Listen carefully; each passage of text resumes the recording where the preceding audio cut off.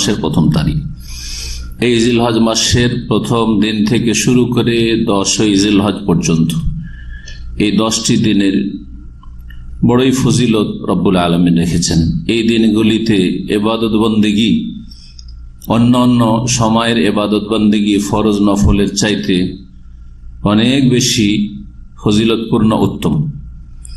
আর এই 10টি দিনে বিশেষ বিশেষ কিছু আমল রয়েছে যা সহিহ হাদিস এবং সাহাবায়ে কেরামদের আমল দ্বারা প্রমাণিত।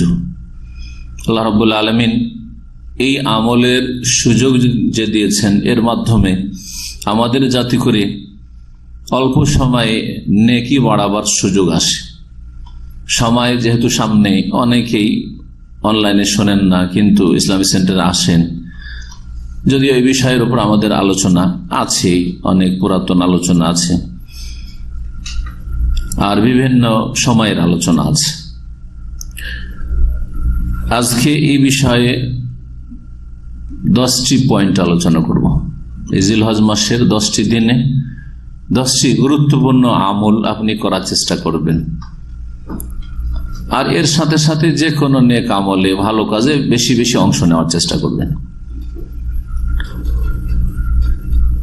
এই জিলহজ মাসের 10টি দিন এত গুরুত্বপূর্ণ যে আল্লাহ রাব্বুল আলামিন এই দিনগুলির আর এই দিনগুলির জিকির আজকারের কথা কোরআনে কারিমে বর্ণনা করেছেন। সূরা ফজরের আয়াত নম্বর 1, 2, 3 এগুলিতে কয়েকটি বিষয়ের আল্লাহ কসম করেছেন। আল্লাহ রাব্বুল আলামিন তার সৃষ্টি থেকে বিভিন্ন বিষয়বস্তুর কসম করেন, সেগুলির গুরুত্ব দেখানোর জন্য। ওয়াল ফজরে প্রথম কসম, ফজরের কসম। ওয়ালায়ালিন আশর 10টি রাতের কসম, 10টি দিন বা রাতের কসম। এই 10টি রাত অধিকাংশ তাফসীরকারদের মতে, প্রখ্যাত সাহাবী মুফাসসির কোরআন আব্দুল আব্বাস রাদিয়াল্লাহু তাআলা আনহুমার মতে তা হচ্ছে জিলহজ মাসের প্রথম 10 দিন। এই 10টি দিনের রাতের আল্লাহ কসম করেছেন। তারপরে জোড় এবং বিজোড়ের কসম করেছেন, যার বিভিন্ন তাফসীর করা হয়েছে। আসল বিষয়বস্তু আমাদের ওয়ালায়ালিন আশর 10টি রাত, এই জিলহজ মাসের 10টি দিন। উলামাদের মধ্যে দ্বিমত রয়েছে এই 2টি 10 সম্পর্কে, জিলহজ মাসের প্রথম 10 দিন আর রমজান মাসের শেষ 10 দিন।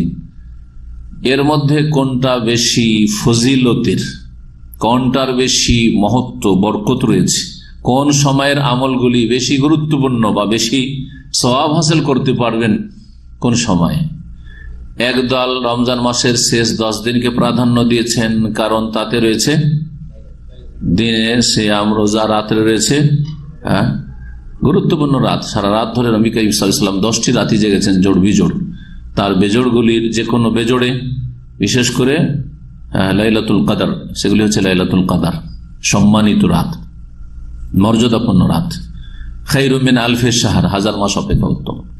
আর একদল বলছেন না, জিলহজ মাসের ফজিলতে হাদিস রয়েছে, কোরআনে কারিমে তার কথা উল্লেখ করা হয়েছে। সুতরাং যে হাদিসটি আসছে, সে হাদিসটি স্পষ্ট প্রমাণ করে যে এটা বেশি গুরুত্বপূর্ণ। তাই একদল বলছেন যে এই 10ই জিলহজের দিনগুলি বা এই সময়গুলি রমজান মাসের শেষ 10টি দিন রাতের চাইতে বেশি ফজিলতপূর্ণ।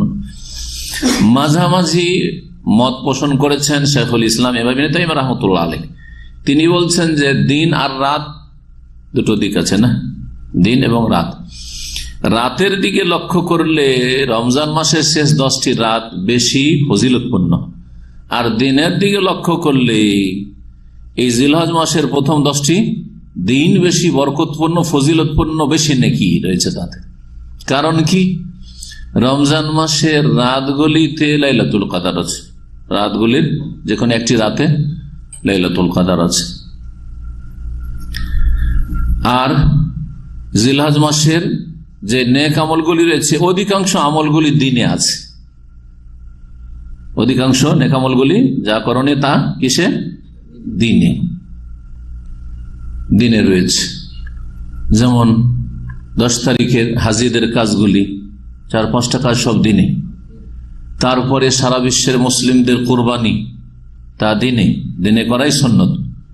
দিনে করাই হচ্ছে সুন্নত, রাত্রে হয়তো নাজাইজ নয়, কিন্তু ওলামারা অপছন্দনীয় বলেছেন, কারণ নবী সাল্লাল্লাহু আলাইহি ওয়াসাল্লাম সাহাবায়ে কেরাম থেকে প্রমাণিত নয় রাতে কুরবানি করা। আর এছাড়া আরাফার দিন সেটা আরাফার সিয়াম, সেটা হচ্ছে দিনে ইত্যাদি বিভিন্ন দিক, যার ফলে এই দিনগুলি বেশি ফজিলত। তাহলে লাইলাতুল কদর থাকার কারণে রমজান মাসের 10টি রাত এই জিলহজ মাসের 10টি দিন রাতের চাইতে ফজিলতপূর্ণ বা রাতের চাইতে, আর এই জিলহজ মাসের 10টি দিন রমজান মাসের শেষ 10 দিন চাইতে বেশি ফজিলতপূর্ণ। এই মর্মে যে হাদিসটি সহিহ বুখারীতে বর্ণিত হয়েছে, নবী মুহাম্মদ রাসূলুল্লাহ সাল্লাল্লাহু আলাইহি ওয়াসাল্লাম থেকে আব্দুল্লাহ ইবনে আব্বাস রাদিয়াল্লাহু তাআলা বর্ণনা করেছেন এই 10 জিলহজ মাসের 10টি দিনের ফজিলত সম্পর্কে প্রসিদ্ধ হাদিস। মা মিন আইয়ামিন আল আমালুস সালিহ ফিহা আহাব্বু ইলাল্লাহ মিন হাযিল আইয়াম, এমন কোন দিন নেই যেই দিনগুলির ভালো আমল, সৎ কাজ আল্লাহর কাছে অধিক প্রিয় হতে পারে মিন হাযিল আইয়াম, এই 10টি দিনের আমলের তুলনায়, ইয়ানি আইয়ামুল আশর। কালু ইয়া রাসূলুল্লাহ, সাহাবীরা বলে হে আল্লাহর রাসূল, ওয়ালাল জিহাদু ফি সাবিলিল্লাহ, কেউ যদি আল্লাহর রাস্তায় জিহাদ করতে যায়, কেউ আল্লাহর রাস্তায় জিহাদ করেছে আর কেউ এই জিলহজ মাসের 10টি দিনে ভালো আমল করছে বাড়িতে বসে, সে জিহাদে নেই, কে বেশি সওয়াব পাবে? কালা ওয়ালাল জিহাদু ফি সাবিলিল্লাহ, আল্লাহর রাস্তায় জিহাদ করেও এই দিনগুলির ভালো আমলের মতো সওয়াব হাসিল করতে পারবে না, তবে জিহাদ করতে গিয়ে যদি কোনো কিছু নিয়ে না ফিরে, ইল্লা রাজুলুন খারাজা বিনাফসিহি ওয়া মালি ফালাম ইয়ারজি মিন যালিকা বিশাই, তবে কোন ব্যক্তি যদি নিজের জান, মাল, সম্পদ সবকিছু নিয়ে, সাজ সরঞ্জাম নিয়ে জিহাদের ময়দানে আল্লাহর দ্বীনকে শক্তিশালী করার জন্য, আল্লাহর কালেমাকে উঁচা করার জন্য বের হইল আর কোনো কিছু নিয়ে ফিরে আসলো না, তাহলে তার মর্যাদা এত উঁচা যে মর্যাদা কেউ পাবে না, কারণ সেটা বড়ই কষ্টের ইবাদত, বড়ই ঝুঁকিপূর্ণ ইবাদত, যেটা যেখানে গিয়ে মানুষ তার ইমানে পাকা না দুর্বলতা আছে স্পষ্ট হয়ে উঠে। ইমাম আহমদ রহমতুল্লাহ আলাইহি আব্দুল্লাহ বিন উমর রাদিয়াল্লাহু তাআলা আনহু থেকে এই মর্মে আরেকটি হাদিস বর্ণনা করেছেন জিলহজ মাসের 10টি দিনের ফজিলত সম্পর্কে এবং করণীয় সম্পর্কে। তাহলে এই প্রথম করণীয় দিয়ে শুরু করি, যা এই হাদিসে বর্ণিত হয়েছে। নবী করিম সাল্লাল্লাহু আলাইহি ওয়াসাল্লাম বলেন, মা মিন আইয়ামিন আযামু ওয়ালা আহাব্বু ইলাল্লাহি আল আমালু ফীহিন্না মিন হাযিহিল আইয়ামিল আশর, এমন কোন দিন বেশি মহান হতে পারে না এবং আল্লাহর কাছে বেশি প্রিয় হতে পারে না যেই দিনের আমল বা যেই দিনগুলির আমল এই 10 দিনের আমলের চাইতে মহান এবং অধিক প্রিয়, অধিক মহান এবং অধিক প্রিয় আল্লাহর কাছে এই 10 দিনের নেক আমল। তো কোন আমল করব? নবী সাল্লাল্লাহু আলাইহি ওয়াসাল্লাম বলেছেন, ফাকসিরু ফীহিন্না মিনাত তাহলিল ওয়াত তাকবীর ওয়াত তাহমিদ, তোমরা এই দিনগুলিতে বেশি বেশি লা ইলাহা ইল্লাল্লাহ পাঠ করো, মুহাম্মদুর রাসূলুল্লাহ নয়, মুহাম্মদুর রাসূলুল্লাহর শাহাদাত দান করবেন। বুঝেন বিষয়টি, কারণ এটা না বোঝার কারণে মানুষ বিভ্রান্ত হয় এবং ভুল বুঝে, অজ্ঞতা, আর তারপরে বিদআতি মোল্লারা তো লেগে আছে মানুষকে গোমরাহ করার জন্য। দেখো দেখো দেখো বলছে লা ইলাহা ইল্লাল্লাহ বলতে মুহাম্মদুর রাসূল বলতে হবে না, কোনখানে লা ইলাহা ইল্লাল্লাহ মুহাম্মদুর রাসূলুল্লাহ বলবেন আর কোনখানে বলবেন না, এই দুটো বিষয় বুঝে নেন আজকে, যাতে করে সংশয় নিরসন হয় আর বিদআতি মোল্লা কানাকে হাইকোর্ট না দেখাইতে পারে।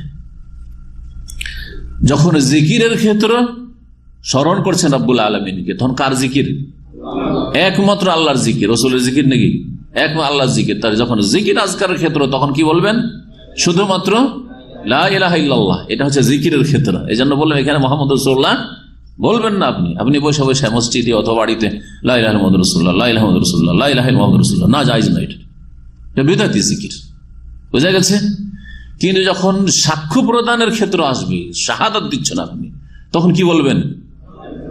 লা ইলাহা ইল্লাল্লাহ মুহাম্মাদুর রাসূলুল্লাহ।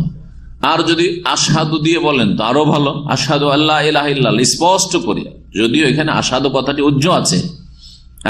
আর এই কঠোরতা ইসলামে নেই, যে ফতোয়া এক শ্রেণীর কিছু আলেম সমাজ ভারত বাংলাদেশে দিয়ে থাকে, এদের ফতোয়া একেবারে ভুল, বাড়াবাড়ি ফতোয়া। এই ফতোয়া দিয়ে মেলা জায়গায় মার খেতে হয়েছে, বিদাতির কাছে এইরকম ফতোয়া দিবেন না যাতে ইসলামের ক্ষতি করেন, দাওয়াতের আরো ক্ষতি করলে লাভ করলেন না। অথচ আপনার দুনিয়ার ক্ষেত্রে মেলা কথা উজ্জ করে বলেন, যেটা আপনার সেন্সে আছে, যাকে বলছেন, যে বক্তা বলছে সেও বুঝছে যে আমি এখানে একটা কথা উজ্জ রেখেছি, আর যে শুনছে শ্রোতা সেও বুঝছে যে এখানে একটা কথা উজ্জ আছে। ভাত খেয়েছেন? জিজ্ঞাসা করলাম কি ভাত খেয়েছেন, তাই না? আপনি বলছেন খেয়েছি, বলেন না? খুব কমই লোক বলেন যে ভাত খেয়েছি। দেখেন ভাত কথাটা উজ্জ আছে কিনা। হ্যাঁ, বুঝছেন? গিয়েছিলেন? হ্যাঁ হ্যাঁ। বা কি দেশে গিয়েছিলেন? জি। দেখেন দেশে গিয়েছিলাম কিচ্ছু বললেন না, জি বা হ্যাঁ, ঠিক না? তাহলে আমরা নিজের ভাষায় উজ্জ করছেন। ওই যারা বলছে যে লা ইলাহা ইল্লাল্লাহ মুহাম্মাদুর রাসূলুল্লাহ কলা বলতে হবে না, কি বলতে আশহাদু বলতে হবে দিয়ে, তারা আসলে এক শ্রেণীর জাহেল, বুঝে না বিষয়টা।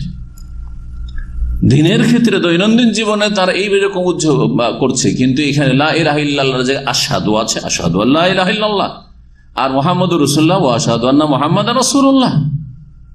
জি হ্যাঁ। এবং এইভাবে কালেমা চলে আসছে। সৌদি আরবের এত বড় বড় আলেম ওলামা, তাদের ফ্লাগে লা ইলাহা ইল্লাল্লাহ মুহাম্মাদুর রাসূলুল্লাহ লেখা আছে, আর জাহেল মুফতিরা ফতোয়া দিচ্ছে এইটা বলে শিরক হয়ে যাবে। শিরকে বুঝে না। প্রথম কথা, শিরকের জন্য নিয়ত লাগবে যে আপনি কি শিরক করছেন কিনা, ইন্নামাল আমালু বিন্নিয়াত। প্রথম কথা, শিরক করছেন কিনা আসলে নিয়ত লাগবে যে শরীক করছেন কিনা। 2 নম্বর কথা, যে শিরক অর্থে হইতে হবে। কোথায় শিরক হইল? লা ইলাহা ইল্লাল্লাহ একটা সেন্টেন্স বাক্য, আর মুহাম্মদুর রাসূলুল্লাহ আলাদা বাক্য। লা ইলাহা ইল্লাল্লাহতে লা নাফি জিনস, ইলাহ ইসম, আর মওজুদুন ইলাহ গায়রুল্লাহ তার সিফাত, ইল্লাল্লাহ তার সিফাত এই ইসমের, আর মওজুদুন হচ্ছে তার খবর। একটা সেন্টেন্স হয়ে গেল আরবি গ্রামারে। মুহাম্মাদুন মুবতাদা, আর রাসূলুল্লাহ রাসূল মুযাফ, আল্লাহ মুযাফ ইলাইহি দিয়ে আরেকটি জুমলা সেন্টেন্স হয়ে গেল। আরবি গ্রামার যারা বুঝেন তাদেরকে বুঝাইলাম। হ্যাঁ, দুটো আলাদা আলাদা সেন্টেন্স। সুতরাং কোথায় যিনি আল্লাহ লা ইলাহা ইল্লাল্লাহতে তিনি মুহাম্মদ, এটি কোথেকে বোঝা গেল? ও জাহেল, আরবি বুঝে না। যার ফলে এইরকম ফতোয়া দিয়ে আমি এক জায়গায় খবর পেলাম, এই ফতোয়ার জন্য মসজিদ ভাঙতে এসছে। আর যে ফতোয়া দিয়েছে সে কোনো আলেমও না, কিছু না, সাধারণ একজন মানুষ, কট্টরপন্থী, হেদায়েত হয়ে গেছে, কিন্তু হেদায়েত হয়েছে বেশি কট্টর হয়ে। হ্যাঁ, যেই কঠোরতা ইসলামে নেই সেই রকম কঠোর হয়ে গেছে, যার ফলে তার মসজিদ ভাঙতে এসছে গোটা এলাকার বিদাতপন্থীরা। তাহলে বিদাতীদেরকে এইভাবে কি করে দিচ্ছেন আপনারা? হ্যাঁ, এইভাবে উত্তেজিত করে দিচ্ছেন। হ্যাঁ, এক তো ফিতনায় পড়ে আছে বিদাতীরা, তারপর আরো বড় ফিতনায় ফেলছেন তাদেরকে, আরো বড় তাদেরকে গোমরাহ করার কারণ হচ্ছেন আপনি। কিন্তু মধ্যম পন্থা যদি অবলম্বন করতেন, যতটা শরীয়তে অবকাশ আছে, তাহলে বিদাতীদের পাপটা কমে আসতো। আমরা চাই না যে ওদের পাপ আরো বাড়তে থাকে। একদম শিরক বিদাত করছে, তারপরে মসজিদ ভাঙার পাপ, হ্যাঁ, মানুষকে মারধর করার পাপ, পাপের ওর পাপ বাড়তি আছে বিদাতীদের। আপনাদের এই আচরণগুলির কারণ এক শ্রেণীর। যখন শাহাদাত সাক্ষ্য প্রদানের বিষয় আসবে, ক্ষেত্র আসবে, তখন কি বলবেন? আশহাদু আল্লা ইলাহা ইল্লাল্লাহ ওয়া আশহাদু আন্না মুহাম্মাদান রাসূলুল্লাহ। একটা লোক কালেমা পড়তে আসছে আমাদের কাছে, হ্যাঁ, তাকে শুধু লা ইলাহা ইল্লাল্লাহ বলেই না, কি বলে? লা ইলাহা ইল্লাল্লাহ এবং মুহাম্মাদুর রাসূলুল্লাহ আশহাদুর সাথে বলায়। আশহাদু যাতে ক্লিয়ার করে বলে, আমি সাক্ষ্য প্রদান করছি, তাকে বুঝিয়ে দিয়ে তার অর্থ যে লা ইলাহা ইল্লাল্লাহ, আল্লাহ ছাড়া কোনো সত্য মাবুদ নেই, ওয়া আশহাদু, আরো সাক্ষ্য প্রদান করছি মুহাম্মদ সাল্লাল্লাহু আলাইহি ওয়াসাল্লাম আল্লাহর রাসূল। কেউ যদি সাক্ষীর ক্ষেত্রে বলে যে আমি আল্লাহর ওয়াহদানিয়ত, একত্বের সাক্ষী দিচ্ছি যে তিনি লা ইলাহা ইল্লাল্লাহ, তার ওয়াহদানিয়ত মানি, কিন্তু মুহাম্মদুর রাসূলুল্লাহ এই কথা বলবো না, তাহলে সে মুসলিম নাই। কিন্তু জিকির আজকারের ক্ষেত্রে কেউ যদি বলে যে আমি লা ইলাহা ইল্লাল্লাহর জিকির করব, মুহাম্মদুর রাসূলুল্লাহর জিকির করব, তাহলে সে শিরক করলো। বুঝতে পেরেছেন এবার? ওয়ালা তালবিসুল হাক্কা বিল বাতিল, আল্লাহ কোরআনে বলছেন, হককে বাতিলের সাথে সংমিশ্রণ ঘটায় না, হক আর বাতিলের সংমিশ্রণ ঘটায় না। বিদআতপন্থীরা এমন ভাবে হক বাতিলের সংমিশ্রণ ঘটিয়েছে যে মানুষকে বিভ্রান্ত করে ছেড়েছে। দেখো দেখো দেখো, এই যে বক্তা দেখলে না, বলছে যে মুহাম্মদুর রাসূলুল্লাহ বলা যাবে না, অথচ বলেছে কোন ক্ষেত্রে যে মুহাম্মদুর রাসূলুল্লাহর জিকির করা যাবে না। বুঝতে পেরেছেন? হক এবং বাতিলকে একাকার করে জাতিকে গোমরাহ করে রাখছে এই জাতি মূল বিষয়টা। বেশি বেশি লা ইলাহা ইল্লাল্লাহ তাহলিল, এই কথা বলা হয়নি যে রিসালাত, তা বলো, আর সালাতে সাক্ষী দাও, তাহলিল লা ইলাহা ইল্লাল্লাহ, হাল্লাল্লাহু ইউহাল্লিলু মানে লা ইলাহা ইল্লাল্লাহ বলা, ওয়াত তাকবীর এবং আল্লাহু আকবার বলো, ওয়াত তাহমিদ এবং আলহামদুলিল্লাহ বলো। তাহলে এই দিনগুলির প্রথম জিলহজ থেকে 10ই জিলহজ পর্যন্ত, বরং 13ই জিলহজ পর্যন্ত, কারণ আইয়ামে তাশরিকেও কি রয়েছে, তাকবীর রয়েছে, তাকবীর মুকাইয়াদ, নামাজের পরে পরে। আর এই 10টি দিনে তাকবীরে মুতলাক রয়েছে, যে কোনো সময় তাকবীর রয়েছে। তাকবীরের বাক্যগুলি আসছে আমাদের আলোচনায়। তবে এখানে তাকবীরের কথা যখন আসলো, 3টি বিষয় আসলো, লা ইলাহা ইল্লাল্লাহ বলা আসলো, আল্লাহু আকবার বলা আসলো, আর কি আসলো, আর আল্লাহর প্রশংসা করা আসলো। আল্লাহু আকবার, আল্লাহু আকবার কি হয়ে গেল, তাকবীর। লা ইলাহা ইল্লাল্লাহ তাহলিল হয়ে গেল। আল্লাহু আকবার, আল্লাহু আকবার তাকবীর, ওয়ালিল্লাহিল হামদ তাহমিদ প্রশংসা হয়ে গেল। ইমাম ইবনে হিব্বান রাহিমাহুল্লাহ আরেকটি হাদিস বর্ণনা করেছেন জাবের রাদিয়াল্লাহু তাআলা আনহু থেকে, নবী সাল্লাল্লাহু আলাইহি ওয়াসাল্লাম বলেন, আফদালুল আইয়ামি ইয়াউমি আরাফা, এই 10টি দিনের মধ্যে সবচেয়ে উৎকৃষ্ট এবং সবচেয়ে ফজিলতপূর্ণ মহত্বপূর্ণ দিন হচ্ছে আরাফার দিন। আরাফার দিন, আরাফার দিন হাজীদের ক্ষেত্রে একেবারে গুরুত্বপূর্ণ, জি সবচেয়ে বেশি। এমনকি ইয়ামুন নাহার থেকেও বলা যেতে পারে।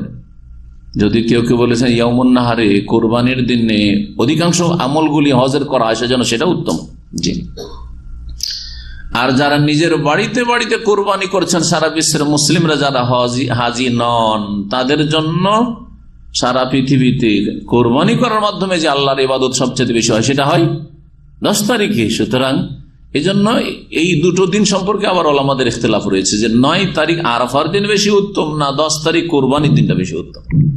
একদল বলছে কোরবানির দিন বেশি উত্তম, সবচেয়ে বেশি রক্ত প্রবাহিত করা আর বিসমিল্লাহ আল্লাহু আকবার এর মাধ্যমে ইবাদতবন্দি করা হয়। আর একদল বলছেন না, আরাফার দিন বেশি উত্তম, কারণ গায়ের হাজি যারা হাজি নয় তারা আরাফার দিনে সিয়াম পালন করে, 2 বছরের গুনাহ মাফ। আর হাজি সাহেবরা আরাফায় অবস্থান করে, যে আরাফায় অবস্থান হচ্ছে আল্লাহর সবচেয়ে নিকটবর্তী হয়ে যাও, আল্লাহ অত্যন্ত নিকটবর্তী হন, এবং আরাফাতে আল্লাহ সাধারণ মার্জনা ঘোষণা করেন হাজি সাহেবদের জন্য। কিন্তু মাফ চাইতে তো হবে, যে ক্ষমাই যদি না চাই বা যদি ক্ষমা পাওয়ায় বাধা হয়, মানুষের হক নষ্ট করেছে, তো আল্লাহ তো মাফ করবেন না, জি। বা এখনো শিরকি আকীদা আছে, তো শিরকির অবস্থায় থেকে গেল, আরাফাত থেকে ফিরে আসলো কিন্তু শিরকি আকীদা নিয়ে থেকে গেল, তো আল্লাহ মাফ করবেন না, সোজা হয়ে যেত। মাফ করবে না কাকে, যে পাকা হয়ে গেছিল সোজা হয়ে গেছে, সহজ কথা, তাই না? দুনিয়ার ক্ষেত্রে আপনার নাফরমান ছেলে যতই নাফরমানি করুক, বেয়াদবি করুক, আর যতই কষ্ট দিক বাপ মাকে, যদি সোজা হয়ে যায় তো বাপ মা মাফ করতে চাইবে। হ্যাঁ, যদি সোজা নয় বাঁকা হয়ে আছে তারপরে মাফ আর মাফ মাফ, এটা অযৌক্তিক কথা, জি। সুতরাং সোজা হইতে, আরাফার দিনে সোজা হইতে হবে, তাহলে আল্লাহ মাফ করবেন। একটি আমল তো তাহলে এই আলোচনায় চলে আসলো। দ্বিতীয় যে আমলটি যা আল্লাহ ফরজ করেছেন তা হচ্ছে এই মৌসুমে, এই দিনগুলিতে হজ উমরা করা। হজ উমরার নিয়ত এই 10 দিনের ভিতরেই করতে হবে, তার আগে অথবা এই দিনের মধ্যে। 10 তারিখের দিন গিয়ে রাতটা পার হয়ে ফজর যদি হয়ে যায় আর আরাফায় কেউ না যায়, এহরাম না করে, 10 তারিখের সকালবেলা ফজরের পরে যদি কেউ এহরাম করে আর আরাফা পৌঁছে, তো হজ হবে? হজ হবে না। তাহলে হজ এই দিনগুলির সাথেই সম্পর্কিত, হজ আর ওমরা। ওমরা সারা বছর হবে। ওমরা সম্পর্কে আরেকটি কথা শুনেন, আমাদের সে বিদাতি ফতোয়া আছে। একবার এক বিদাতি কিতাব দেখলাম পাকিস্তান থেকে ছাপা, উর্দুতে, এক হাজি সাহেব নিয়ে আসলো মেনার মাঠে খেমাতে। আসার পর দেখছি বছরে 5 দিন ওমরা করা মাকরুহ। প্রথম এই ফতোয়া দেখলাম, জীবনে জানি নাই ফতোয়া। আশ্চর্য হলাম, কোত্থেকে ফতোয়া পেল? কোন রেফারেন্স নাই, মন গড়া ফতোয়া। না আল্লাহ বলেছেন, না রাসূল সাল্লাল্লাহু আলাইহি ওয়াসাল্লাম বলেছেন, না 4 খলিফার কেউ বলেছেন। সুবহানাল্লাহ। একটু আরো এগিয়ে গেলাম, নাকি আবু হানিফা, শাফি, মালিক, আহমদ থেকে প্রমাণ করতে পারবে। যদিও যদি কোরআন হাদিসের দলিল না থাকে, তাহলে শাফি, মালিক, আহমদের ফতোয়ার কোনো মূল্য নেই। যেমন আমার ফতোয়ার মূল্য নেই, তেমন তাদের ফতোয়ার মূল্য নেই, কারো ফতোয়ার মূল্য নেই, যদি কোরআন হাদিসের দলিল সম্মত কথা নয়, উল্টো কথা হয়। যদি কোরআন হাদিসের নেই আর তাদের ইজতিহাদ, তাহলে সেখানে ইজতিহাদকে দেখতে হবে কোনটা কোরআন সুন্নাহর মূল নীতির কাছাকাছি, সেটা ফতোয়া দিতে হবে। বড় আশ্চর্য হইলাম এবং জানতে পারলাম যে বছরে নাকি 5টা দিন উমরা করা মাকরুহ। এই ফতোয়া শুনেছেন কোনোদিন? হ্যাঁ শুনেছেন, মনে হয় অনেকে শুনেছেন। একেবারে রং ফতুয়া, ভুল ফতুয়া, বিদ্যিন ফতুয়া, বাতিল কথা। হ্যাঁ, ওমরা করা যাবে না কোন দিনে ওদের কাছে? তাহলে 5টা দিন, হ্যাঁ জানেন কোন দিনে? 2 ঈদের ফিতর করা যাবে। ঈদুল ফিতর কেন? ঈদুল ফিতর কি সমস্যা আছে? না রোজা করা যাবে, ওমরা করা যাবে না? হ্যাঁ, আরাফার দিন ওমরা করা যাবে না, মাকরুহ। আর 10 তারিখ করা যাবে না, 11, 12, 13 তারিখ করা যাবে না। কত হয়ে গেল? 5 দিন তো হয়ে গেল। 9, 10, 11, 12, 13 করা যাবে না। যুক্তি হয়েছে যে তুমি এখানে বসে বসে উমরা কেন করবে? তুমি যখন এই উমরা করতে মক্কায় আসতে পেরেছো তো হজ করবে। এই যুক্তি চলবে? এখন 50 লক্ষ হাজি আসছে, আর মক্কার লোকেরা যদি এই সময় প্রতি বছর হজ করবে, আর সারা বিশ্বের যারা হাজির আছে জীবনে একবার নসিব হচ্ছে তাদের কষ্ট দিবে নাকি? আর আরাফার দিনে একেবারে হারাম খালি, সেই সময় যদি উমরা করে তো মাকরুহ। 10 তারিখে রাতে যদি উমরা করে তো মাকরুহ। 11, 12 তারিখ চলছে ভিড় এড়ানোর জন্য উত্তম হচ্ছে যে উমরা না করে, কিন্তু মাকরুহ ফতোয়া দেওয়া চলবে না। লোকাল লোক যদি এই সময়টাই উমরা না করে আর হাজিদেরকে যদি সুযোগ দেয় 10 তারিখ, 10, 11, 12 তারিখ তো অফ করার জন্য, সাই করার জন্য ইত্যাদি, তো এটা ভালো, এটা আমিও বলবো। কারণ যত মুসলিমদের জন্য রাস্তা প্রশস্ত করতে পারেন, ভিড় ভাড়কে কমাতে পারেন, তত বেশি সওয়াবের কাজ। যারা মক্কায় থাকছেন অথবা সৌদি আরবে থাকছেন তাদের জন্য যে কোনো উমরা করার সুযোগ আছে, কিন্তু যারা হাজিরা এসছে তারা তো এই সময়টি তাদের তো অফ করবে, তো ওদেরকে সুযোগ দেন। ওদের জন্য ভিড়ের কারণ হয়ে যাচ্ছে না। অনেকে কিন্তু আত্মীয়দের সাথে দেখা করতে যাবেন, 10 তারিখে গিয়ে ঢুকলেন, 11 তারিখ 12 তারিখ আর উমরা করা শুরু করেন। আমি খুব এটা ভালো নজরে দেখি না। আর কয়েকবার এরকম হয়েছে, আমাদের ভাইরা যে দাওয়াতি কাজে গেছে, উমরা এহরাম বেঁধে এহরাম মানতে চাইছে, আমি নিষেধ করেছি এহরাম বানিয়ে না। অনেকেই ও যা একবার এসেছে কোন রকম চলে এসেছে, ফিরে একটা উমরা করবে। কেন উমরা করবেন আপনি? এই সময় উমরা না করে ওখানে নামাজ পড়েন। এই সময় তো অফ না করে আপনি হাজিদেরকে কষ্ট না দিয়ে ওখানে ইবাদতবন্দি করেন, আর অন্য ইবাদতবন্দি করেন, এটা ভালো, কিন্তু মাকরুহ ফতোয়া দেওয়া যাবে না। 3 নম্বর আমল এই দিনগুলির, এই 10টি দিনে রোজা রাখা। যারা 10টি পারবেন, না 9টি, 10 তারিখে নয়, কিন্তু ঈদুল ফিতর, ঈদুল আজহা, এই দিনগুলিতে রোজা রাখা জায়েজ নয়। 11, 12, 13 তারিখ আইয়ামে তাশরিকের, 11, 12, 13 জিলহজ, এগুলি হচ্ছে আনন্দ ফুর্তি, জায়েজ আনন্দ ফুর্তি করার দিন। এই দিনগুলি গোশত খাওয়ার দিন। আইয়াম আকলিন ও শরবিন, নবী সাল্লাল্লাহু আলাইহি ওয়াসাল্লাম বলেছেন এই দিনগুলি পানাহারের দিন। সুতরাং এই দিনগুলি তো রোজা সিয়াম পালন করা অপছন্দনীয়, সিয়াম পালন করা ঠিক নাই। তবে যারা হজ্জে তামাত্তু করেছে, কুরবানি করতে পারেনি, 3টে রোজা যে রাখতে হবে মক্কাতে, তাদের ক্ষেত্রে বলা হয়েছে তারা রাখতে পারে। ঈদের দিন নয়, 2 ঈদের দিনে কারো জন্য সিয়াম চলবে না। 9 দিন রোজা কেউ যদি রাখতে পারেন, আগামী বুধবার থেকে শুরু করে বৃহস্পতিবার আরাফা মোটামুটি ধরে রাখেন। আরাফা কোন দিন হচ্ছে একটু জেনে নেবেন, তার উপরে আরেকদিন আগেও লিখতে পারেন। এই 9 দিন যদি রোজা রাখেন সবচেয়ে ভালো।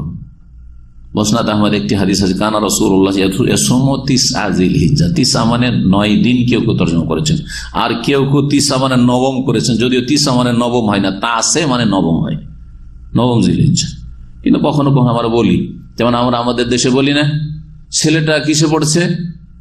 7-এ পড়ছে। 7-এ পড়েন না, 7-এ পড়ে না, 7মে পড়ছে, তাই না? 7th-এ পড়ছে, ঠিক না? ছেলেটা 7ম ক্লাসে পড়ছে, এটা হচ্ছে শুদ্ধ। কিন্তু আমরা কি বলি? 7 ক্লাসে পড়ছে, বুঝলি না? অনেকে বলি। তো ঠিক ওই রকমই হইতে পারে যে নবম যে এখানে 9 বলে ব্যক্ত করা হয়েছে, এটা সম্ভাবনা আছে। এই জন্য খুব অকাট্য দলিল নয় যে 9 দিন রোজা রাখা। এই জন্য অনেকে এইটা সম্পর্কে জিজ্ঞাসা করে যে 9 দিন রোজা রাখা স্পষ্ট দলিল আছে, আল্লাহু আলাম। তবে এই দিনগুলি ফজিলতপূর্ণ, সেজন্য 9 দিন যদি রোজা রাখে আমি মনে করি যে ভালো, আল্লাহ যেন তৌফিক দান করেন। আর যদি নাও হয় তো 3টা রাখার চেষ্টা করে, নাও যদি হয় তো কম পক্ষে 1টি সিয়াম সওম রোজা আরাফার দিনে রাখার চেষ্টা করবেন। এই মর্মে যে হাদিসটি রয়েছে সেই হাদিস শোনাই, সহিহ মুসলিমের হাদিস। আবু কাতাদা রাদিয়াল্লাহু তাআলা থেকে বর্ণিত, নবী করিম সাল্লাল্লাহু আলাইহি ওয়াসাল্লাম বলেন, সিয়ামু ইয়াউমি আরাফা, আরাফার দিনের সিয়াম রোজা, আহতাসিবু আলাল্লাহ, আল্লাহর কাছে আমি আশা রাখি, আইয়ুকাফিরা সানাতাল্লাতী ক্বাবলাহু ওয়াল্লাতী বাদাহু, গত 1 বছরের গুনাহ কাফফারা করবে, মোচন করবে, আর আগামী 1 বছরের গুনাহ মোচন করবে। আরাফার একটি রোজা, আরাফা রোজাটি রাখার চেষ্টা করবেন। জি, সেটা সামনে বৃহস্পতিবার নাই, তারপরের বুধ অথবা বৃহস্পতিবার পড়তে পারে ইনশাআল্লাহ তাআলা। সামনের সপ্তাহে কনফার্ম হয়ে যাবে চাঁদ উঠে গেলে। তারপরে রোজার আরো ফজিলত রয়েছে। একটা নফল রোজা রাখলে আল্লাহর সন্তুষ্টির জন্য বা'দাল্লাহু বিযালিকা ওয়াজহাহু আনিন নারি 70 খরিফান মান সামা ইয়াওমান ফি সাবিল। আল্লাহর সন্তুষ্টির জন্য আল্লাহর রাহে কেউ যদি একদিন রোজা রাখে তাহলে তার চেহারাকে আল্লাহ জাহান্নাম থেকে 70 বছরের দূরত্ব, 70 খরিফান 70 বছরের দূরত্বে রাখবেন। জাহান্নাম থেকে বাঁচার বড় একটি উপায়। আল্লাহ স্পেশাল পুরস্কার প্রতিদান দেন রোজাদারকে, নিজের হাতে দেন, এসব তোমাদের জানা আছে হাদিসে কুদসি। 4 নম্বর ইবাদত এই দিনের হচ্ছে এই দিনগুলিতে তাকবীর পাঠ করা, যে তাকবীরের কথা উল্লেখ হয়ে গেছে। তো এটাকে এই তাকবীরের বিষয়টি যে বললাম, এই তাকবীরের বিষয়টি হাদিস তো আসলো কোরআন কারীমের আয়াতে রয়েছে।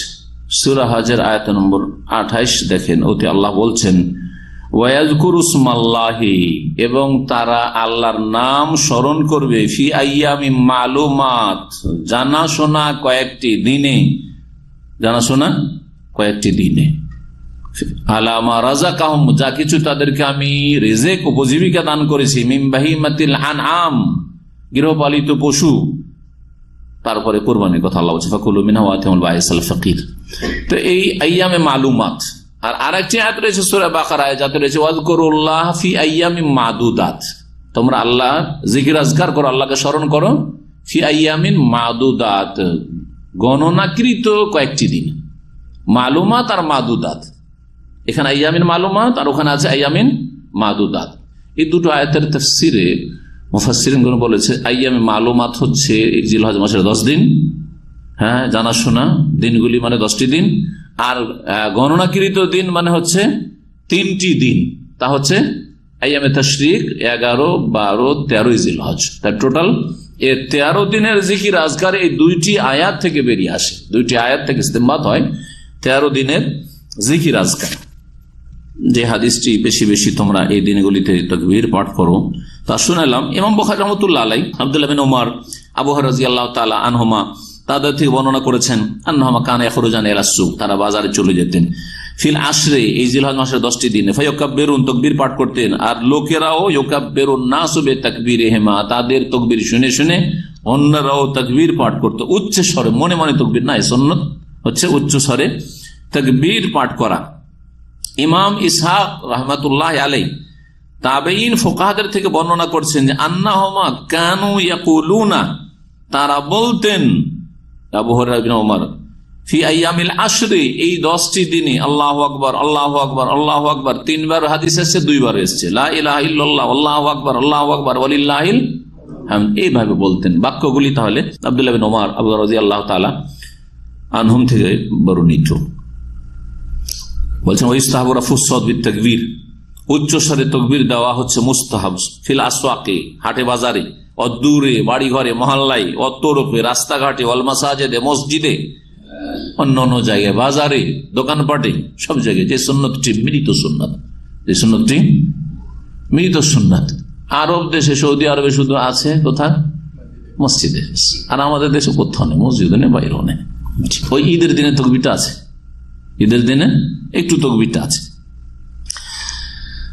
সূরা বাকারা আল্লাহ বলেছেন ওয়ালা তুকাব্বিরুল্লাহ আলা মা হাদাকুম, যেহেতু আল্লাহ তোমাদেরকে হেদায়েত করেছে, আল্লাহর তাকবীর পাঠ করো। তাকবীরের ক্ষেত্রে মনে রাখবেন যে সম্মিলিত তাকবীর জায়েজ নয়, বিদআত। যেমন সম্মিলিত মোনাজাত জায়েজ নয়, বিদআত। একা একা মোনাজাত দোয়া করবেন, আপনার দোয়া আপনি একা একা করবেন। সম্মিলিত মোনাজাত মাহফিলের পরে অথবা ফরজ নামাজের পরে, কোরআন খতমের পরে, এরকম বিভিন্ন কাজের নেকামলের পরে পরে যে অভ্যাসগুলি আমাদের দেশে আছে, অথবা মৃতের নামে কবরস্থানে দাফন করার পরে এই যে চলে আসছে, সবগুলি কিন্তু সুন্নতের খেলাফ কাজ। কোনটার পিছনে দলিল নেই, দলিল নিয়ে আলোচনা করেছি, কোনটার পিছনে দলিল নেই। একসাথে দোয়া যেমন নেই, তেমন একসাথে জিকির নেই। একসাথে জিকির এই 10 জিলহজের 10টি দিনেও নেই, এইরকমই তালবিয়া পাঠ সম্মিলিত নেই। যেই বেদাতগুলি হজকারী আর উমরাকারীরা করে, গোটা বাসে যখন পড়ছে একজন ইমাম বাকিরা মুক্তাদি, হ্যাঁ, লব্বাইক আল্লাহুম্মা লব্বাইক লব্বাইক লা শারীকা লাক লব্বাইক ইন্নাল হামদা ওয়ান নি'মাতা লাকা ওয়াল মুলক লা শারীকা লাক, না খুশু, না খুজু, না তাতে ইখলাস, না তাতে কান্না ভাব, না তাতে বিনয়, না নম্রতা, না একাগ্রতা, কিছুই নেই, শুধু জবান, হ্যাঁ, দেখা দেখি সবাই বলছে, সবার সাথে হুচুকে বলছে, হুচুকে। যদি বলেন একা একা, যখনই বলা হয়, ভালো পরীক্ষা করে দেখেছি, সবাই একা একা বলেন, ভাই এটা আসলে সুন্নত নাই, সব সাইলেন্ট, চুপ, আর কেউ বলবে না, কারণ ধরা খেয়ে যাবে। ভালো করে তো মুখস্থ নেই, এ হুচুকে বলে দিচ্ছি, ভুল বললো, ধরতে পারে না কোন দিক থেকে আওয়াজ আসলো, না বুঝলো বললো, অসুবিধা নেই, হ্যাঁ, শরমের ব্যাপার সবার নেই, ভুল হইলো, কেউ ধরতে পারবে না। কিন্তু যখন একা একা বলবো, ধরা খেয়ে যাবে, আর জানেন না, জি জানেন। শয়তান বেদাত করলে কত খুশি হয়, আর মানুষকে বেদাত করতে কত মজা লাগে। একসাথে যদি বলতে বলেন, একবারে শুরু করে দিয়েছে, এমন চলছে। তায়েফ থেকে দেখেছি মক্কা পর্যন্ত একসাথে যারা করে, চলছে, থামাথামি নেই। বেরিয়েছে হারাম থেকে এহরাম বেঁধে, মেনা পর্যন্ত চলছে, মেনা থেকে আরাফা যাচ্ছে সকালবেলা 9 থেকে, চলছে একসাথে যদি হয়। কিন্তু একা একা যদি সুন্নতি তরিকে করতে বলেন, ইবলিস শয়তান যেহেতু নারাজ, সেই জন্য হাজি আর ওমরাকারীরাও একা একা লাব্বাইক পড়তে নারাজ। বুঝতে পেরেছেন? বড় দুঃখের বিষয়গুলো, বড় আক্ষেপের বিষয়, যে শয়তান যাতে খুশি হয় সেটাতে মজা লাগে, স্বাদ লাগে, আর শয়তান যাতে নারাজ হয়, শয়তানকে নারাজ করতে হবে। তাগুতকে অস্বীকার করে সবচেয়ে বড় তাগুত হচ্ছে ইবলিস শয়তান। তাগুতের নাফরমানি করতে হবে। আল্লাহ বলছে তাগুতের সাথে কুফরি করো, ওয়ুমিন বিল্লাহ, তারপর আল্লাহর উপর ঈমান নিয়ে এসো। এটা সব ক্ষেত্রে, এই সব ক্ষেত্রে, তাওহীদের ক্ষেত্রে যেমন, তেমনই হচ্ছে সুন্নাহর ক্ষেত্রে। সুন্নাহ ফলো করা, তাগুতের নাফরমানি করা, আর আল্লাহর ফরমাবরদারি করা, আল্লাহর আনুগত্য করা। ওয়ালা ইয়াজুজু তাকবীরুল জামাঈ, সেই জন্য বলছেন আল্লামা ইবনে জাবরিনের ভাষায়, শেখ ইবনে জাবরিন সৌদি আরবের বড় একজন আলেম এবং সবচেয়ে বড় ছাত্র বলা যেতে পারে, যারা 2-3 জন, শেখ বিন বাজ রাহিমাহুল্লাহ, তার একজন হচ্ছেন শেখ আব্দুল্লাহ বিন আব্দুর রহমান জাবরিন রাহিমাহুল্লাহ। তিনি বলছেন যে ইজতেমাই জিকির, সম্মিলিত তাকবীর পাঠ করা এই 10 দিনে জায়েজ নয়, বা ঈদের দিনে জায়েজ নয়। ঈদের দিনে ঈদগাহে ওখানে ওই মেহরাব থেকে পড়াচ্ছে, সবাই ওর আওয়াজে পড়ছে, একা একা কেউ পড়ছে না, কেউ পড়ছে না। বড় দুঃখের বিষয়। ইল্লা মাশাআল্লাহ 1-2 জন পড়ছে, কোন আওয়াজ পাওয়া যায় না। বলছেন কেন? হাইসুল্লাম ইউনকাল যালিকা আনিস সালাফ, সালাফে সালেহ, সাহাবায়ে কিরাম, তাবেঈন থেকে এরকম তরিকাই বর্ণিত নেই। ওয়া ইন্নামা সুন্নাতু, সুন্নাত হচ্ছে আইয়ুকাব্বিরা কুল্লু ওয়াহিদিন বিমুফরাদি, সবাই একা একা এই 10 দিনের তাকবীর গুলি পাঠ করবে। ঈদের দিনে ঈদের ময়দানে তাকবীর পাঠ করবে, একা একা নিজে নিজে তাকবীর পাঠ করবে। ওয়া হাযা ফি জামিল আযকার, এটা শুধু এই ক্ষেত্রে নয়, সমস্ত জিকির আযকার ক্ষেত্রে, এবং ওয়াল আদিয়া, সমস্ত দুয়ার ক্ষেত্রে। যেমন একটু আগে বললাম জিকির আযকার, ধরেন আমরা পড়ছি সুবহানাল্লাহি ওয়া বিহামদিহি সুবহানাল্লাহিল আযীম, একা একা পড়বেন, এটা হচ্ছে সুন্নাহ। আর বিদআত হচ্ছে যে আমি পড়ছি, আপনারাও একসাথে পড়ছেন, হ্যাঁ, মজলিসের কাফারা দোয়া শেষখানে, আলোচনা শেষে পড়বো, আমি পড়ছি, আমার আওয়াজের সাথে সম্মিলিত পড়ছেন, সুন্নতের খেলাফ, মানে বিদআত। আর একা একা সবাই পড়বেন, মুখস্থ করেন, কারণ আপনার আমল আপনাকে সুন্দর করতে হবে, আপনার এলেম আপনাকে সুন্দর করতে হবে। আর সম্মিলিত পড়া মানে মুখস্থ করছেন না আপনারা, আমি পড়ছি, আপনার আমার সাথে সাথে আপনার তোতা পাখি যা বলাচ্ছে, হ্যাঁ, তাই বলছেন আপনারা। তবে কেউ যদি অজ্ঞ থাকে, কোনো জাহেলে জানে না, ফালাহু আন ইউলাক্কানা মিন গায়রিহি হাত্তা ইয়াতাল, শিখা পর্যন্ত। এটা লোক জানেন না, মজলিসের কাফারা আমাদের দেশে প্রচলন নাই আলোচনার শেষে, সেই জন্য মাঝে মাঝে বলেন, স্মরণ করিয়ে দিচ্ছি আর বলাচ্ছি, বলেন 2-4 দিনে শিখে ফেলেন এটা, আর তারপরে নিজে নিজে বলেন। তাকবীর সম্পর্কে বিস্তারিত আলোচনা হইল। 4 নম্বর 5 নম্বর তাকবীর সম্পর্কে বিস্তারিত আগে বলেছি, সেটা হলে 4 নম্বর হয় তওবা এবং গুনাহ বন্ধ করা, আল্লাহর দিকে ফিরে আসা আর গুনাহকে পরিত্যাগ করা, সমস্ত গুনাহ থেকে মুক্ত হওয়া। এটা সব সময় করবেন, আর যেটা ফজিলতের সময়, এই সময়টা আরো বেশি করবেন। রাসূলুল্লাহ সাল্লাল্লাহু আলাইহি ওয়াসাল্লাম সব সময়, প্রতিদিন 100 বার করে তওবা ইস্তিগফার পড়তেন। সেই মুসলিমের হাদিস রয়েছে, ইয়া আইয়ুহান নাস তুবু ইলাল্লাহি ওয়াস্তাগফিরু, হে মানব সকল তোমরা আল্লাহর কাছে তওবা করো, ইস্তিগফার করো। ফাইন্নী আতুবু ফিল ইয়াউমি মিআত মাররা, আমি দিনে 100 বার করে তওবা করি। আর তওবা যদি মোবারক সময়ে হয় তাহলে তার আলাদাই ফজিলত রয়েছে। বরকতের স্থানে, বরকতের সময়ে যে কোনো ভালো আমলের ফজিলত বেশি রয়েছে। 5 নম্বর হচ্ছে যে কোনো ভালো আমলের পরিমাণ বাড়ানো। যেমন আপনি সব অন্য সময়ে কোরআন পড়েন, কিন্তু রমজান মাসে বেশি পড়ছেন কিনা, ঠিক ওই রকমই এই জিলহজ মাসে 10 দিনে বেশি কোরআন তেলাওয়াত করেন। নামাজ, নফল নামাজ অন্য সময় পড়ছেন হয়তো, কিন্তু এই সময় বেশি পড়েন, যাতে কোনো সুন্নাত না ছুটে যায়।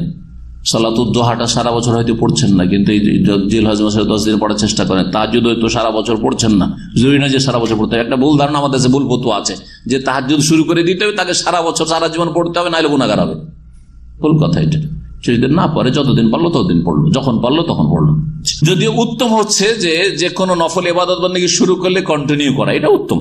জি, এটা আহাব্বুল আমালি ইলাল্লাহি আদওয়ামুহু ওয়া ইন কাল্লা, পরিমাণ কম হলেও প্রিয় আমল আল্লাহর কাছে অধিক প্রিয় আমল হচ্ছে যেটা স্থায়ী, কন্টিনিউ চালাতে পারেন তাহলে ভালো। কিন্তু না পারলেও এই 10 দিন আপনি তাহাজ্জুদ পড়েন, 10 দিন আপনি সালাতুদ দুহা পড়েন, সাদকা করেন, দান খায়রাত সবসময় করতে পারছেন না, এই দিনগুলোতে বেশি বেশি দান খায়রাত করি ইত্যাদি, এইরকমই ভালো কাজের উপদেশ দেওয়া, অন্যায় কাজে বাধা দেওয়া, যত নেক আমল হতে পারে জীবনে। জামাতে আমরা নামাজ সবসময় পড়ছি, কিন্তু তকবীরে তাহরিমা সহ সবসময় পারি না, ঠিক না? এই 10টা দিনে আপনি বদ্ধপরিকর হন, দৃঢ় প্রতিজ্ঞ হন যে আমি তকবীরে উলা, তকবীরে তাহরিমা সহ আমি এই 10টা দিন নামাজ পড়ব। ট্রেনিং করেন আপনি, একটা নামাজেও আমার প্রথম তকবীর ছুটবে না, মসজিদে আজানের সাথে সাথেই ঢুকবো, এই করতে চেষ্টা করেন। এটা আপনার একটা ট্রেনিং কোর্স, এর মাধ্যমে আপনার ভালো একটা ইমানি তরবিয়ত হয়ে যাবে, অনেক নেকির কাজ বেড়ে যাবে, অনেক গুনাহ থেকে মুক্ত হয়ে যেতে পারবেন। কারণ যত মানুষের নেকি বাড়ে তত গুনাহ কমে। জি, 6 নম্বর যে বিষয়টি তাকবীরে মুতলাক আর তাকবীরে মুকাইয়াদের বিষয় বলছেন। তাকবীরে মুতলাক বলছেন সব সময় পড়তে পারেন, মিন লাইলিন আও নাহারিন ইলা সালাতিল ঈদ পর্যন্ত, 1 তারিখ থেকে নিয়ে ঈদ পর্যন্ত, ঈদ পড়া পর্যন্ত যে কোনো সময় তাকবীর পাঠ করেন আপনি। তাকবীর মুকাইয়াদ মানে কোনো কিছুর সাথে সম্পৃক্ত তাকবীর, অর্থাৎ ফরজ নামাজের সাথে সম্পৃক্ত তাকবীর, এটাকে তাকবীর মুকাইয়াদ বলা হয়। মুকাইয়াদ মানে সম্পৃক্ত, কিসের সাথে? মুকাইয়াদ বিসসালাওয়াতিল খামস, বাবা সালাওয়াতিল মাফরুজা, ফরজ নামাজের সাথে সম্পৃক্ত। তো এই তাকবীরটাই পাঠ করতে হবে, কিন্তু নামাজের পরে পরে। এটা যারা হাজি নয় তাদের জন্য আরাফার দিন ভোর ফজর থেকে শুরু হবে, ওয়ায়াবদা লিগাইরিল হুজ্জাজ মিন ফজর ইয়াউমি আরাফা, এটা শুরু হবে, আর 13 তারিখে আসরে শেষ হবে। ফজর আরাফার দিন 9 তারিখ থেকে শুরু হয়ে 9, 10, 11, 12, 13, তাহলে কয়দিন হলো? 5 দিন হচ্ছে। আর যারা হাজি ওয়ালিল হুজ্জাজ মিন যুহরি আহমিন নাহর, কুরবানির দিন জোহর থেকে শুরু করে ওয়াস্তামির ইলা সালাতিল আসর আখির আইয়ামে তাশরিক, আইয়ামে তাশরিকের শেষ দিন আসর পর্যন্ত, তাহলে 10 তারিখের জোহর থেকে শুরু করে 10, 11, 12, 13, 4 দিন তাদের ক্ষেত্রে। এটা সালাফে সালেহ সাহাবায়ে কেরামদের, তাবেঈনদের আমল থেকে নিয়েছেন এই ফতোয়াটা। সৌদি আরবের ওলামাদের এটি হচ্ছে ফতোয়া, যে এইভাবে তাকবীর মুতলাক আর মুকাইয়াদে পার্থক্য করা। 7 নম্বর যে কাজটি রয়েছে সেটা হচ্ছে কুরবানি দেওয়া। কোরবানি দেওয়ার চেষ্টা করবেন। অনেকে প্রবাসী কোরবানি দেন না, অনেক পয়সা আছে তারপরে কোরবানি দেন না, এরকম কৃপণতা করবেন না। এই আমার স্ত্রীতে চলে গেছে শ্বশুর বাড়ি, আর বাড়িতে তো কেউ নাই, কোরবানি দিয়ে কি করবো? কে খাবে সেই জন্য কোরবানি দিতে? কেউ খাওয়ার থাক আর না থাক, কোরবানি দিতে হবে। কোরবানি দেওয়ার মতো আপনার সচ্ছলতা আছে, কোরবানি দেবেন না। নবী সাল্লাল্লাহু আলাইহি ওয়াসাল্লাম বলেছেন, মান কানা লাহু সাআহ, কারো যদি সচ্ছলতা থাকে, ওয়ালাম ইউদাহি, তা সত্ত্বেও কুরবানি করলো না, ফালা ইয়াকরবান্না মুসাল্লানা, তাহলে আমাদের ঈদগাহে কাছে না আসে, ঈদ পড়তে না আসে। নবী সাল্লাল্লাহু নিষেধ করেছেন, ঈদ পড়তে আসে না, অসৎ লোক। তো সুন্নতে মুআক্কাদা, এমনকি হানাফি মাযহাবে ওয়াজিব বলেছেন, কারণ তাদের কাছে ওয়াজিব আর ফরজে কিছুটা পার্থক্য আছে সেই জন্য। আর বাকি অন্যদের কাছে শাফি, মালিক, আহমদ বা মুহাদ্দিসিনদের নিকটে ওয়াজিব আর ফরজ একই জিনিস, সেই জন্য তার নিচে আসলেই সুন্নতে মুআক্কাদা। ফরজ ওয়াজিবের চাইতে নিচে নামলেই কি হয়ে যাবে? সেটা সুন্নতে মুআক্কাদা। তো পরিভাষার পার্থক্য, কিন্তু গুরুত্বের দিক দিয়ে অনেক বেশি গুরুত্ব। রাসূলুল্লাহ সাল্লাল্লাহু আলাইহি সাল্লাম এত বেশি সচ্ছল ছিলেন না, অভাবী ছিলেন? আসতো, অনেক কিছু দান করে দিতেন, রাখতেন না কিছু, দিন পার হতে দিতেন না। তারপরে প্রতি বছর কুরবানি করেছেন। তিরমিজিতে একটি হাদিস রয়েছে, হাদিসটিকে আল্লামা আলবানীর কোন কোন গবেষণাতে হাসান বলা হয়েছে, ইমাম তিরমিজি হাসান বলেছেন, আর কোনটাতে একটু দুর্বল বলেছেন। রাসূলুল্লাহ সাল্লাল্লাহু আলাইহি ওয়াসাল্লাম সম্পর্কে বলছেন, আব্দুল্লাহ বিন উমর, আকামা রাসূলুল্লাহ বিল মদিনাতি 10 সিনিন ইউদাহি। রাসূলুল্লাহ সাল্লাল্লাহু আলাইহি ওয়াসাল্লাম 10 বছর মদিনা থেকে হিজরত করে 10 বছর প্রতি বছর কুরবানি করেছে, এক বছর কুরবানি ছাড়েন না, কোরবানি করেছেন প্রতি বছর। এবং নবী সাল্লাল্লাহু আলাইহি ওয়াসাল্লামের বিবিরাও কোরবানিতে অংশ নিয়েছেন, কোরবানি করেছেন। সুতরাং কোরবানি করা উচিত। একটা কোরবানি একজন এবং তার পরিবারের জন্য যথেষ্ট। এই বিষয়গুলিও আমাদের আলোচনাতে ইনশাআল্লাহ তাআলা আসবে। রাসূলুল্লাহ সাল্লাল্লাহু আলাইহি ওয়াসাল্লাম কোরবানি করেছেন দুটো দুম্বা। যাহা রাসূলুল্লাহ বিকাবশাইন আমলাহাইনি, রং ছিল সাদা কালো, ছিটপুট রং, সাদা এবং কালো মিক্স রং, কিছুটা অংশ শরীর সাদা আর কিছু কালো, দেখতে সুন্দর লাগে। আকরানাইনে, শিংওয়ালা, শিং বিশিষ্ট, এই জন্য শিংওয়ালা কোরবানির পশু হওয়া ভালো। যাবাহুমা বিয়াদি, নিজের হাতে জবাই করেছেন, এই জন্য কোরবানি দাতা নিজের হাতে জবাই করলে বেশি উত্তম। একটা প্রশ্ন এতে আছে, সময় পেলে প্রশ্ন উত্তর দেব, যে কোরবানি করার জন্য যে হুজুরদের ডাকে বা আলেমকে ডাকে বা ইমাম সাহেবকে ডাকে, এটার হুকুম কি? এটা হচ্ছে ব্রাহ্মণবাদ। হিন্দুদের ব্রাহ্মণ যদি না থাকে তাহলে যতই পূজার জন্য মাল সামগ্রী থাক, কলা মোলা থাক আর মিষ্টি থাক, পূজা হয়েছে না, ব্রাহ্মণ আসবে তাহলে পূজা হবে। কথা বুঝতে পেরেছেন? হিন্দুদের পাশে থেকে মেলা কিছু আমরা হিন্দুদের সচেতন অবস্থায় নিয়েছে, আর না হলে অচেতন অবস্থায় নিয়েছে। কোরবানি করবেন আপনি, আপনি একজন মুসলিম, সেই জন্য তো কোরবানি করবেন। কোরবানি আপনি নিজের হাতে করবেন, এটি সুন্নাত। কোরবানি করতে শিখতে হবে আপনাকে, কোরবানি করার সাহস করতে হবে। আবার এরকম হইলে হবে না যে কোরবানি জবাই করতে নিজে উল্টে পড়ে আছেন।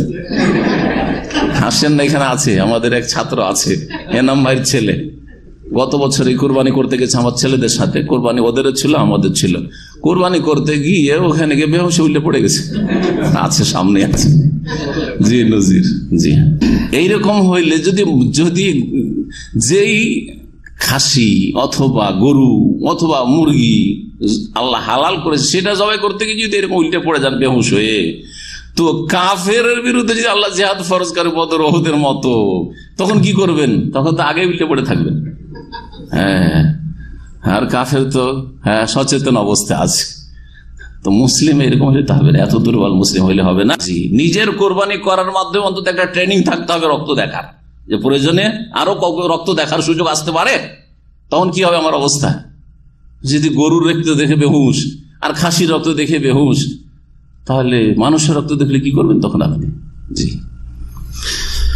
সুতরাং নিজের কোরবানি নিজে করবে। রাসূলুল্লাহ সাল্লাল্লাহু আলাইহি ওয়াসাল্লাম বিয়াদিহি, নিজের হাতে জবাই করেছেন। ওয়াসাম্মা, বিসমিল্লাহ বলেছেন। ওয়াকাব্বারা, আল্লাহু আকবার বলেছেন। বিসমিল্লাহি, আল্লাহু আকবার দুটোই বলবেন, বিসমিল্লাহ বলতে হবে।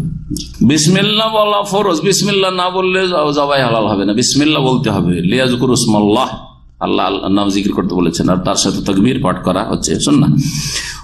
ওয়াদা রিজলাহু আলা সাফাহিহিমা, এবং পা রেখেছেন পশু, কুরবানির পশুর কিসের উপর বলবো এটাকে?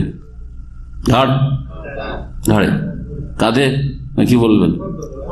গর্দনে, গর্দন উর্দু শব্দ। জি, কিন্তু বাংলা করে নিচ্ছি আমরা এটাকে। এক সাইডে পা রেখে জবাই করেছেন, পা রেখে এই সাইডটাতে, এখানে পা রেখে জবাই করেছে, যাতে করে দাঁড়িয়ে না যায় বা নড়াচড়া না করে। 8 নম্বর কাজ হচ্ছে এই দিনগুলির আল ইমসাক আন শারিল মুদাহি ওয়া আজফারিহি। কুরবানি দাতা নিজের চুল, লোম, পশম কাটবে না। যেগুলি কাটা জায়েজ সেগুলি কাটবে না, যেগুলি অন্য সময় কাটা জায়েজ সেগুলি কাটবে না, আর যেগুলি অন্য সময় কাটা না জায়েজ সেগুলি সব সময় কাটতে পারে। অন্য সময় কাটছে তো এই সময় আবার অসুবিধাটা কি? নাকি সবসময় হারাম কাজ করতে থাকবে? যারা দাড়ি মুন্ডন করছেন সারা বছর জায়েজ, মকরু না? দাড়ি মুন্ডন করা মকরু, হারাম, হারাম। আমরা ভারত বাংলাদেশে থাকাকালীন বলতাম যে দাড়ি মুন্ডনটা আকবরী সুন্নাত। দাড়ি মুন্ডন কি বলতাম? আকবরী সুন্নাত। কিন্তু আরব দেশে আসার পরে দেখলাম যে আরে বাপরে বাপ, আকবরী সুন্নাত তো ভারত উপমহাদেশ, ভারত, বাংলাদেশ, পাকিস্তান এই 3টা দেশেই থাকবে, কারণ আকবরের রাজত্বে এই এত দূর পর্যন্ত ছিল। কিন্তু আরব দেশে আকবরী সুন্নাত কি করে আসলো? দেশে কি করে আকবরী সুন্নত আসলো? তখন দেখলাম যে না, ই ছাড়াও আরো মেলা পথভ্রষ্ট গুমরাহদের সুন্নত আছে। বিজাতিকে ফলো করেছে, পার্সিয়ানদেরকে ফলো করেছে। নবী সাল্লাল্লাহু আলাইহি ওয়াসাল্লাম পার্সিয়ান যারা অগ্নিপূজক মজুস, তারা দাড়ি মুন্ডন করত, তাদেরকে ফলো করেছে এই মুসলিমরা। বড়ই দুঃখের বিষয় এটা যেমন তেমন বিষয় নয়, আসলে চিন্তা করা উচিত মুসলিম সমাজকে। এবং এর জন্যই কিন্তু একটা ছোট্ট নাফরমানিতে যদি ক্ষতিগ্রস্ত আর হেরে যেতে হয়, আর বিপর্যস্ত হইতে হয়, আর 70 জনকে শহীদ হইতে হয়, আর এত ক্ষয়ক্ষতি হয়, তাহলে এত নাফরমানি করে সবসময় গুনাহ চলতে আছে। শেখ জাকারিয়া সাহেব তবলিগ জামাতের যে বড় লেখক ফাজাইল আমলের, তার একটি কিতাব দাড়ির গুরুত্ব সম্পর্কে পড়েছি এবং খুব সুন্দর ওই কিতাবটি। ওই কিতাব তার শিরক বিদআত নেই, দাড়ির সম্পর্কে আলোচনা। সুতরাং ওই কিতাবটিতে অনেক ফায়দা আছে। তার মধ্যে একটি গুরুত্বপূর্ণ পয়েন্ট যেটা ওই কিতাবে লিখেছেন, আমি অনেকের কিতাব পড়েছি, মওদুদী সাহেবের কিতাব এত পড়েছি যে হয়তো জামাতিয়ারা অত পড়েনি, আর তবলিগদের কিতাব এত পড়েছি যে ওরা হয়তো পড়েন না। পড়েছি বলেই তো তাদের ভেজালগুলো জানছি আর তাদের ভালোগুলো জানছি, বুঝছেন না? তো কোরআন হাদিসের দাওয়াত দিলে বাতিলটাও জানতে হবে, ভুলটাও জানতে হবে। জি, তো ওতে তিনি লিখেছেন যে দাড়ি মুন্ডনের পাপটা এমন যেটা 24 ঘন্টা চলতে থাকে। পক্ষান্তরে অনেক পাপই আছে বা অধিকাংশ পাপগুলি আছে কন্টিনিউ থাকে না। সেটা যেমন একটা লোক হারাম কিছু খেলো, যতক্ষণ খাচ্ছে ততক্ষণ না পাপ করছে, ঠিক কিনা? ততক্ষণ শুধু পাপ করছে। একটা লোক মিথ্যা কথা বলছে, যখন মিথ্যা কথা বললো তখন না পাপ করলো, তারপরে তার পাপটা কন্টিনিউ নেই, চালু আছে কি না, গাড়ির চাকার মতো চালু নেই, তার পাপ স্টপ হয়ে গেছে, কিছুক্ষণ আগে পাপটা করেছে, ঠিক না? যেই লোকটা সিগারেট পান করছে বা জর্দা খাচ্ছে, যেই সময় সিগারেট পান করছে, ধূমপান করছে, সেই সময়টাই গুনাহ করছে, গুনাহে লিপ্ত, তার আগেও না পরেও না, ঠিক না? বেশ কিছুটা সময় আছে যে গুনাহ স্টপ আছে, কিন্তু দাড়ি মুন্ডন চেহারা 24 ঘন্টা গুনাহ চলতেই আছে, ঠিক কিনা? 24 ঘন্টা গুনাহ চলতে আছে।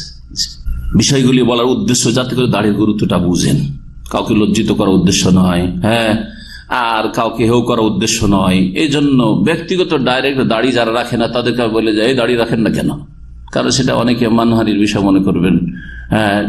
বলি না কখনো, আম কথা কোরআন হাদিসে জানতে হবে, এবং আপনি রসুলের সত্যিকার খাঁটি উম্মত হতে চান, তাহলে আপনাকে রসুলের শাকল সুরতটা পছন্দ হইতে হবে, সেটা আপনার কাছে সবচেয়ে বেশি প্রিয় হবে, এটা হওয়া উচিত। তো এই দিনগুলিতে কোরবানি করতে ইচ্ছুক ব্যক্তি, অভিভাবক ব্যক্তি নিজের পশম কাটবেন না, যেগুলি কাটা যায়, বগলের চুল কাটবেন না, মোচ কাটবেন না এই 10টা দিন কোরবানি করা পর্যন্ত, আর নাভির নিচের পশম কাটবেন না, ইত্যাদি। নখ কাটবেন না।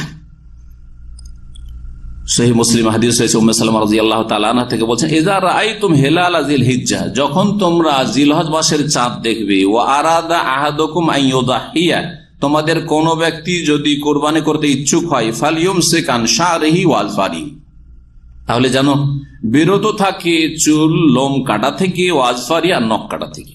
আরেকটি riwayate রয়েছে, ফালা ইয়াখুয মিন শারিহি ওয়ালা মিন আযফারি হাত্তা ইউদাহিয়া, কোরবানি করা পর্যন্ত নিজের লোম চুল বা নখ যেন না কাটে, না নেই মানে না কাটে।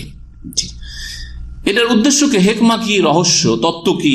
বলছেন যে যেসব হাজী সাহেবরা প্রাচীন যুগে এই তরিকাটা ছিল, নিজের সাথে কোরবানির পশু নিয়ে যেত। রাসূলুল্লাহ মদিনাতে কোরবানির পশু নিয়ে গেছিলেন কিনা?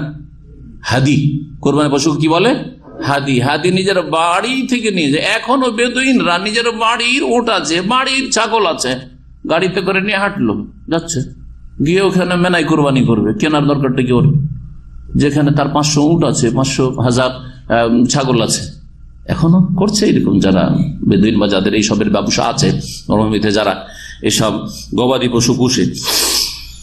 তো হাদি যারা নিয়ে যায় তাদের ক্ষেত্রে কোরআনে কারীমের বিধান হচ্ছে, ওয়ালা তাহলিকু রুউসাকুম হাত্তা ইয়াবলুগাল হাদিয়ু মাহিল্লাহ, সূরা বাকারা আয়াত নম্বর 196। তোমরা মাথা মুন্ডন করবে না যতক্ষণ পর্যন্ত তোমাদের হাদি কুরবানি পশু যে সাথে নিয়ে যাচ্ছ কুরবানির জায়গা পর্যন্ত না পৌঁছে, মানে কুরবানি জবাই এর জায়গা পর্যন্ত না পৌঁছে কুরবানি জবাই না হবে। যারা কুরবানি পশু নিয়ে যাচ্ছেন, কুরবানির পশু হাজিরা নিয়ে যাচ্ছে, এই সময়টায় যতক্ষণ পর্যন্ত কুরবানি জবাই না হয়েছে, বাড়ি থেকে যে ইহরাম বেঁধে বেরিয়েছে বামিকাত থেকে, তারপরে কি এসব করতে পারবেন না, মাথা মুন্ডন করবেন না। তাদের সাথে কি করা, তাদের ভেষ ধরা, তাদের সাথে সাদৃশ্যতা, তাদের অনুকরণ করা। এই হেকমার জন্য যারা কোরবানি করতে ইচ্ছুক নিজ নিজ বাড়িতে, তারাও এই 10টা দিন এই সময় হাজিরা, অনেকে কোরবানির পশু নিয়ে যায় মেনার মাঠে জবাই করার জন্য। তারা চুল কাটে না, নখ কাটে না, যেহেতু হাদিস নিয়ে বেরিয়েছে তোমরাও হে কোরবানি দাতা, তোমরা নখ কাটিও না, চুল কাটিও না। এই হচ্ছে হেকমতটি যা ওলামারা বর্ণনা করেছেন। বলছে এই নিষেধাজ্ঞা শুধু কোরবানি দাতার জন্য, ওয়ালা ইয়াউমু যাওজাতা ওয়াল আওলাদ, স্ত্রী এবং তার ছেলেমেয়েরা তার অন্তর্ভুক্ত নয়, তাতে শামিল না। যদিও তাদের নিয়তে করা হয়েছে যে আমি আমার কোরবানি করছি একটা খাসি বা গরু, আর সেটা আমার নামে আর আমার স্ত্রী ছেলে মেয়ে সবার নামে, সবাইকে এই নেকিতে শামিল করলাম, কিন্তু মেন ব্যক্তিকে, বাড়ির অভিভাবক, শুধু সেই ব্যক্তি চুল নখ কাটা থেকে বিরত থাকবে, বাকি বাড়ির সদস্যরা নয়। এর কোনো দলিল নেই, কারণ যে কোরবানি করতে ইচ্ছুক হচ্ছি আমি, যে অভিভাবক। 9 নম্বর হচ্ছে আল মুসলিম আল হিরসু আলা আদাই সালাতিল ঈদ হাইসু তুসাল্লা, যেখানে ঈদের নামাজ হয় সেখানে গিয়ে ঈদের নামাজ পড়বেন, আর সেটা যদি খোলা মাঠে হয়, ঈদগাহে হয়, তো সেটা উত্তম। মসজিদ নবী রাসূলুল্লাহ সাল্লাল্লাহু আলাইহি ওয়াসাল্লাম ঈদগাহে গিয়ে কি করেছেন, সালাত আদায় করেছেন। যারা ঈদগাহে যেতে পারবেন সেখানে গিয়ে ঈদের নামাজ পড়া ভালো। ঈদের রাতে সারা রাত জেগে থাকে বন্ধু বান্ধবের সাথে, খাওয়া দাওয়া আমোদ ফুর্তি করে, আর ফজররা এখানে শুয়ে যায়, বেদিন মুসলিমরা। আর ফজর তো পড়ে না, ঈদও পড়ে না। ঈদ সম্পর্কে ইমাম ইবনে তাইমিয়া রাহমাতুল্লাহ ফতোয়া হচ্ছে যে বছরের ফরজ, বছরের ফরজ, সাপ্তাহিক ফরজ জুমা, বাৎসরিক ফরজ ঈদুল ফিতর, ঈদুল আজহা, আর দৈনিক 5টি নামাজ ফরজ, 5 ওয়াক্ত নামাজ ফরজ। সুতরাং হয়তো এরা ফরজ তরফকারী, যে ঈদের নামাজের গুরুত্ব যেমন তেমন না। এই মতটি অত্যন্ত শক্তিশালী মনে হয়, আমি এটাকে প্রাধান্য দিই ব্যক্তিগত। আর এটাকে মনে করি যে জুমার মতো গুরুত্বপূর্ণ ফরজ হচ্ছে ঈদুল ফিতর, ঈদুল আজহার নামাজ। এই প্রায় 9-10টি বিষয় আলোচনা করলাম। এই সম্পর্কে আল্লাহ রাব্বুল আলামিন যেন কবুল করেন এবং আল্লাহ রাব্বুল আলামিন যেন নেক আমলে তৌফিক দান করেন। আবার বলছি যে আরাফা রোজা আপনারা ভুলবেন না, এবং দিনটা আরাফার দিন কোন দিন হচ্ছে, আরাফায় হাজির অবস্থান করছে আপনারা জেনে নেবেন।